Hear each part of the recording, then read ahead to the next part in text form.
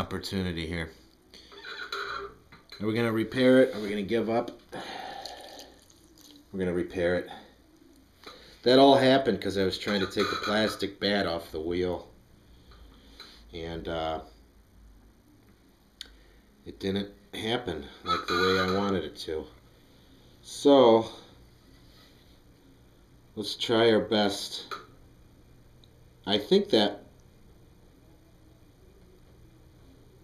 was supposed to happen like that because I'm really still thick down here. So, this will give us an opportunity to further refine our body and get it to that consistent thickness we were looking for. That's actually too thick right there, so I'm really glad that happened. That actually saved me a lot of time trimming later on, and maybe a further disaster on down the line. So as you can see, that's easily resolved, and now I have a more voluminous flower pot to work with. So, and actually really dramatically change the shape of this entire form. It goes back to what I was saying about the every ceramic form is the sum of all of the actions that goes into it.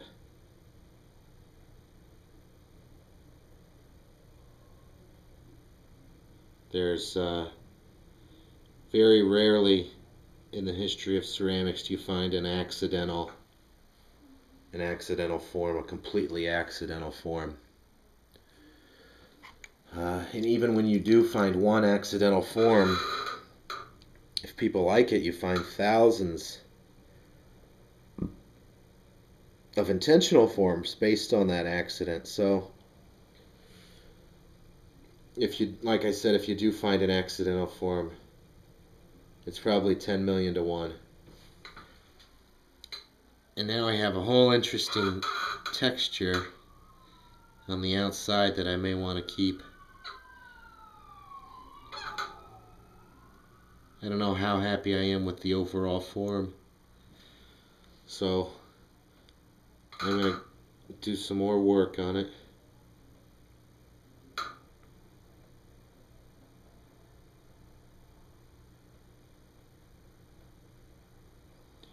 And I'll have to finish off the lip again. But that's no problem. You can have a beautiful lip, but if you don't have a beautiful form, it doesn't really matter.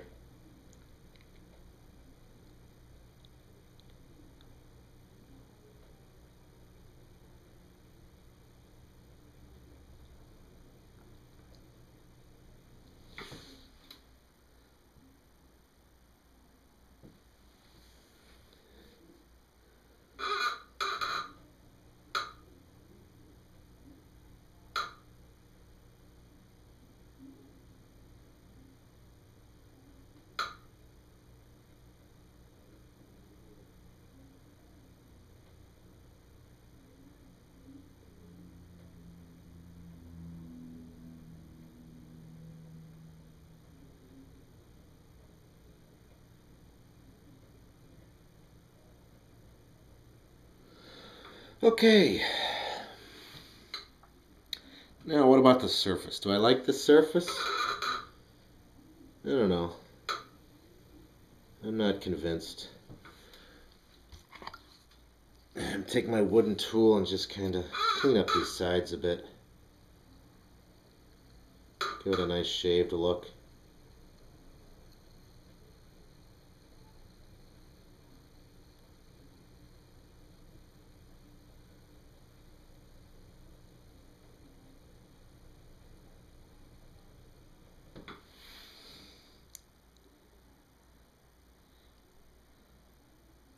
That's kind of nice. I think I can do some interesting things with this surface with the glaze.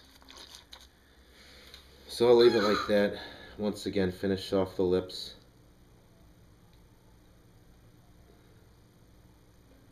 Just round them up. clean them up. It's an edge. It's the lip is a meeting place of the interior and the exterior. And it's something we notice about pottery, is the lip. Whether you know it or not, when you pick up a piece of pottery, whether it be a plate at your table or a handcrafted teapot or bowl or teacup, your eyes come to that boundary between the interior of the form and the exterior. It's kind of a meeting place between two realms. And you can tell everything you need to know about a potter both by his lip and her foot. Always, there's an old saying about it. An architect, when he walks in the building, he looks up at the ceiling.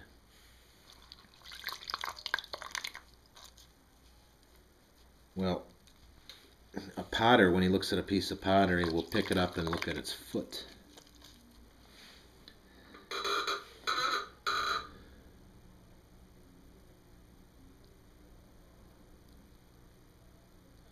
And in this case, also the lip.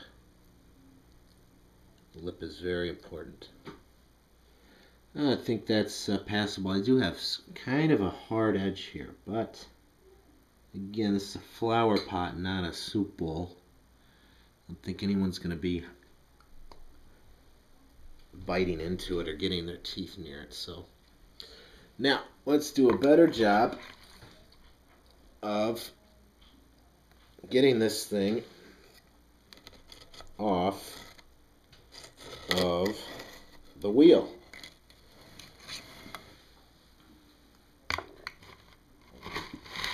There.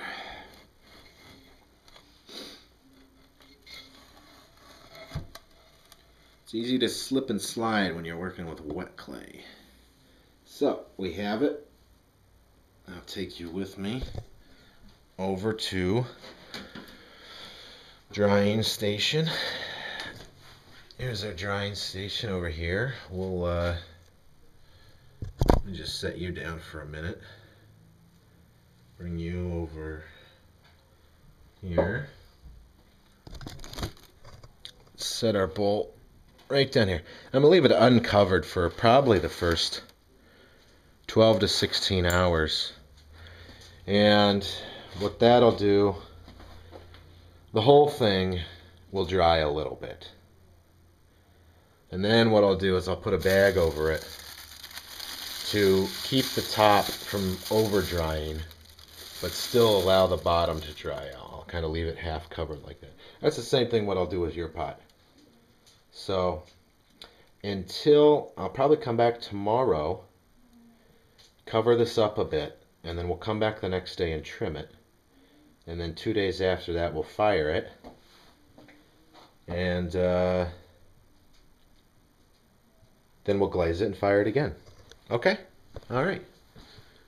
So I'm going to go wash my hands. Oh, there's River.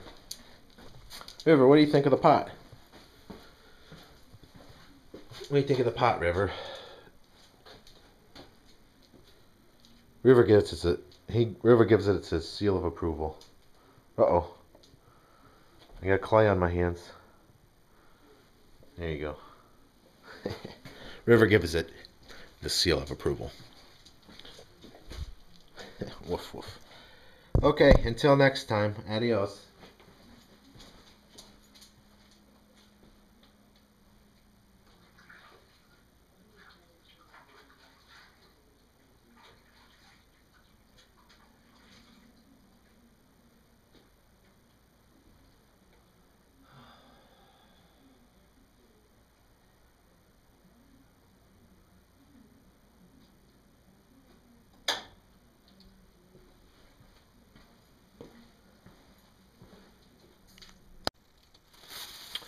Okay, here we are the next morning.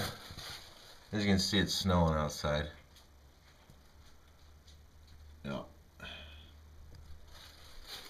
So, there's River. So, what we're going to do here is this is stiffened up considerably. See that? You can almost hear it. So what we're going to do is just protect the top rim from over drying just by putting this back just over the top and still allowing the base to dry, because this is still, see, I could just, see how I push that in? I'm going to trim that off later, but you can see how wet that is, see? Very, very wet. So, and in another, I don't know, 24 to 48 hours, we'll come back and trim all that up. So this one up here is a day ahead, and you can see it's probably almost ready to trim another 12 hours. So I'll see you then. There's River.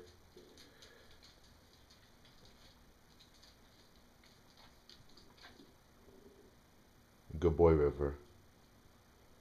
Good boy. Good boy.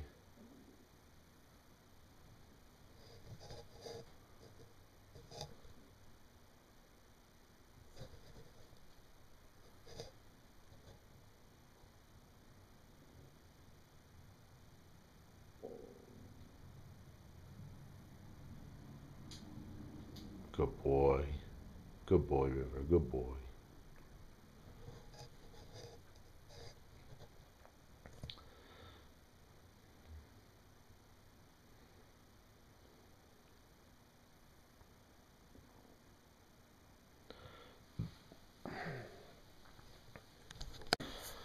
Okay. Hey, River. It's about a day or two later, and we're gonna check on the pot, and hopefully it's, the top needs to be strong enough to support it while we're trimming, but the bottom has to be soft enough to be trimmable. So that's the balance we're looking for, and we have found it. So we're ready to trim this flower pot.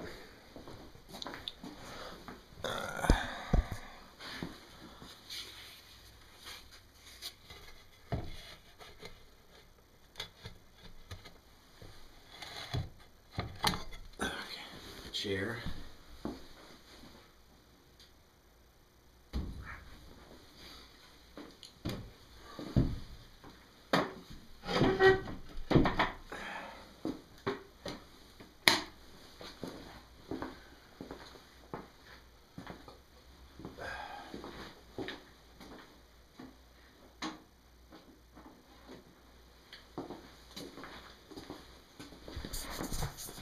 Well, what I did was, I usually after I throw a pot,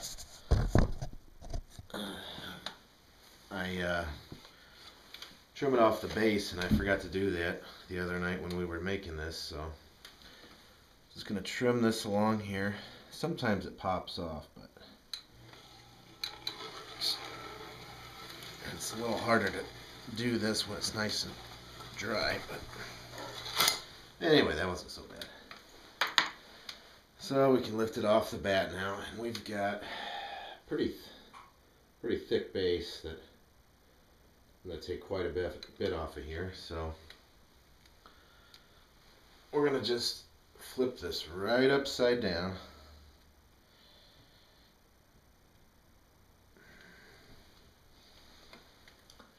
Eyeball it. And actually I need some wet clay. I'll show you why.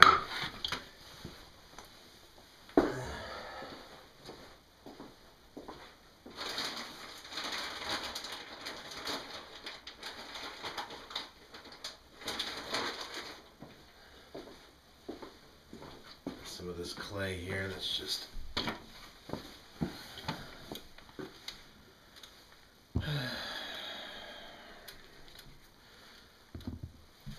so right now we're centering the pot.